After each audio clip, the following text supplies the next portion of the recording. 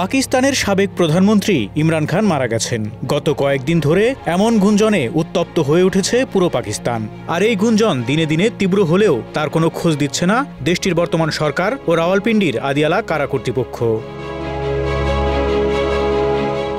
জানা গেছে পরিবারের কোনো সদস্য ইমরানের সঙ্গে দীর্ঘদিন দেখা করতে পারেননি। এমন পরিস্থিতিতে তার খোঁজ দেওয়ার দাবি জানিয়েছে পাকিস্তান তেহরিক ইনসাফ পিটিআই। এই দাবিতে বিক্ষোভের ডাক দিয়েছে দলটি। ঘোষিত বিক্ষোভকে কেন্দ্র করে পাকিস্তানের কয়েকটি শহরে ১৪৪ ধারা জারি করা হয়েছে।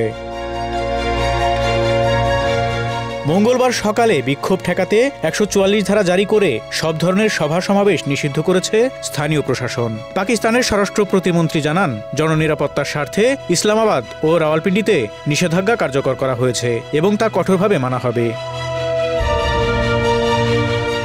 রাওয়ালপিন্ডির ডেপুটি কমিশনার হাসান ওয়াকার চিমা ঘোষণা দেন যে ১ থেকে ৩ ডিসেম্বর পর্যন্ত ১৪৪ ধারা জারি থাকবে। সাধারণ মানুষের নিরাপত্তা, শান্তি ও স্থিতিশীলতা বজায় রাখতে এই সিদ্ধান্ত নেওয়া হয়েছে বলে সরকারি ঘোষণায় জানানো হয়েছে।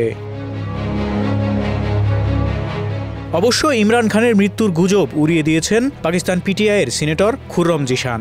তিনি বলেন, ইমরান খান বেঁচে আছেন এবং বর্তমানে আদিয়ালা কারাগারে বন্দী আছেন। পাকিস্তান ত্যাগের জন্য চাপ দেওয়ার কৌশল হিসেবে ইমরান খানকে আইসোলেশনে রাখা হচ্ছে বলেও জানান সিনেটর জিশান।